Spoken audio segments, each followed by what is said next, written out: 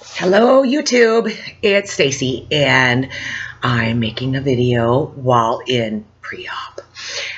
Started the pre-op diet on Monday after Super Bowl. Drank a lot of beer on Super Bowl. It was really great, and now I'm just drinking water.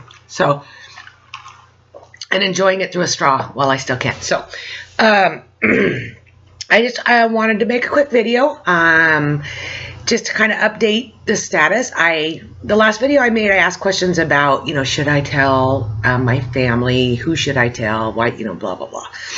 So anyway, I told my daughter last night, and she's a bit of a, she's a bit of a hypochondriac anyway. So when I told her I needed to tell her something, she immediately panicked, like I was dying, something was wrong. Mom, do you have cancer? Yeah, no. I said, no. I said, it's nothing bad. It's actually something good that's going to help me maybe prevent those things in the future and live longer and healthier and all that stuff. So I started to explain it to her. She kind of panicked. Then I told her I was going to Mexico, and she panicked even more. And, but she supports me. She said, I support you 100%. And, she thinks I should tell my son, her brother, but understands why I wouldn't really probably tell anybody else till after, and insists on going with me. So I guess I'm not going by myself now. I guess my daughter is going to fly there with me. So that'll be an adventure. I don't know if I'll worry more about her being in Mexico while I'm in a hospital bed. She says she'll stay in the hospital with me, but, she's almost 20 and cute as a button, and, she's a tough cookie, but she better just stay close to Mom. I worry about her, getting somebody to get her. Anyway, so that's good, but it was kind of interesting. I've been trying to pay a little closer attention to the way I react to things and why and stuff like that. So trying to, and got completely enlightened to something last night when I told my daughter. And, well, kind of enlightened. I mean, I'll still have to do a lot of thinking on this to understand where this comes from. But when I told her, and I was fine with telling her and explaining to her all the research and letting her know, all the ins and outs to comfort her, as I always do with everybody, is to comfort them. And when she insisted on going, it brought tears to my eyes. And they weren't tears of, oh, joy, thank goodness somebody's going to go with me. For me, they were tears of, oh my gosh, you don't have to go. I mean, I told her, I said, you have school, you have work, you have an internship she's doing right now. I said, no, I can go by myself. I'm fine. And she insisted. She said, Mom, my job is like 3 days a week, and I could reschedule that. And my internship, they would understand. And I'll do school on the computer while I'm there. So she insisted on going, and it just, I mean, I don't know, I started crying. It sent me into a panic that she would go and not do what she's, not go to her work and do her thing, and started thinking about that. Why do I feel that way? And my husband, when I tried to explain it to him, he kind of said, well, don't be upset that she's going. You should be proud that she loves you and wants to go and is your daughter and you raised her good girl and all that stuff. And I said, yo, I'm definitely got that. I mean, I'm definitely proud of her, and I wouldn't want anybody else by my side, unless her and my son were there. I mean, I love them to death. But it was that overwhelming feeling of burdening somebody, of having them have to put off what they're doing to do something for me. Because I can do it myself. And I think I've always been that way. I think I've always put off what I needed to do in order to make sure everybody else had what they needed in order to do what they wanted to do. And I've always, I have no problem putting my needs aside, or even my desires or anything I want to do aside, so that other people can get what they need or what they want. It's just when they all of a sudden are willing to put their stuff aside for me, I have a real hard time with that. My cat's gonna get on the computer. I have a hard time with that. I don't know.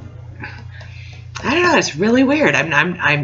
It's really hard for me to accept somebody else's attention towards me, I guess, because I guess I've always been the one to give it. And if I needed it, I did everything in my power not to let anybody know I needed it, because then I felt guilty from taking from them. I would rather just give so that their little worlds were perfect. And, you know, that's why I kind of, you know, I do everything. You know, I don't wait and ask my husband to do so. I don't set up specific things for him to do. I just do it all. Because if I do it all, then everybody else has a wonderful life. And I think that might have something to do with why my weight has gotten out of control. Why, you know, I mean, heaven forbid I say, no, I cannot eat that cake when somebody so much wants me to. And I wouldn't want to disappoint them. Wouldn't want to upset them. Oh, you know, they want to go out and have dinner. You know, oh, okay, well, I don't want to disappoint them or upset them. Oh, you know, here, Stacy, you know, have another beer. Well, okay, because I don't want to be the party pooper and disappoint and make anybody else feel awkward because I'm not going along with what they want. And I think that's something I really need to change. I really need to change that, at least when it comes to my health and this diet. It's not really a diet. I mean, the changing of my way of eating. I have to really put that out there that, you know, yeah, I'll help you out when you can, but, you know, I can't put aside my food requirements or my exercise requirements or my food restrictions that could cause me to feel ill just to make somebody else happy. And it was interesting. I don't know if anybody else has felt that. I was watching Back to Basics this week, and I watched everybody's, you know, posts and you know, TJ's and all those guys, and about self-love and self-esteem. You know, I think that mine's definitely going to change. I think I used to get self-love from giving others what they wanted and not giving me what I want. I think that's how I gave it to me, is by giving to them. And I thought that if everybody was happy, then I would be happy. And I always have been. I'm not an unhappy person, but I look like crap today. But anywho, so, you know, that's just interesting. I was just kind of a weird thing. And I woke up in the middle of the night thinking about it. And then, you know, where did this come from? Why did it make me feel so bad when she wanted to be with me? You know, or then she was willing to give up something of hers to be with me. Why did that make me feel bad instead? And I don't know, you know, and I started thinking about my dad, who recently passed away about 2 years ago from ALS. And he wasn't very old. I mean, he was 61 when he was diagnosed, and he passed away about a month after he turned 62. I mean, it was 6 months from diagnosis to gone. Not even 6 months, maybe 5. And when he was always a real strong person, and he did everything, controlled everything. My stepmom, pretty much, you know, she was the housewife and he was the man, you know, and it's kind of how my dad was, you know. Thank goodness I was raised by my mom, but I'm not like that. I'm, you know, in charge. And but I started thinking about how my dad must have felt when, oh goodness, the cat just squirted water all over me. When we got him close to home. He was in Arizona, and my brother went and picked him up and said, you know, I know you want to stay here, but you can't do this. You know, you and him and my stepmom couldn't do that alone. So my brother flew to Arizona, picked up my dad, literally on his back, put him in his motorhome, and drove him all the way back up here to Washington. And every weekend, I'd get off work on Friday, I'd drive up there, I'd be with my dad, and come home Sunday night, go to sleep, go to work, and for 5 months. I think I might have taken maybe 2 weekends off that whole time, my poor husband.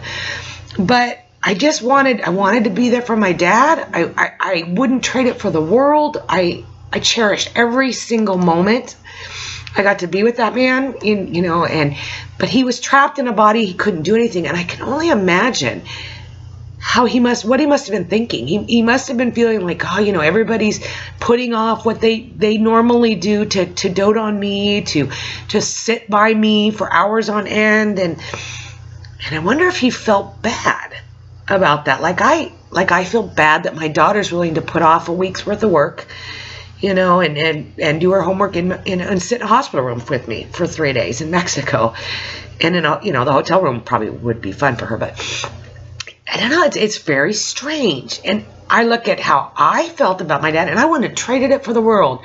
So I'm trying to understand where my daughter wouldn't trade it for the world to be there for me. And I love her for that. But I don't know, I'm just rambling and probably not making any sense, but it was just something that really weighed on me, that hit me like a ton of bricks when she said, I'm going. I mean, she just flat out said, I'm going, Mom. You are not going alone.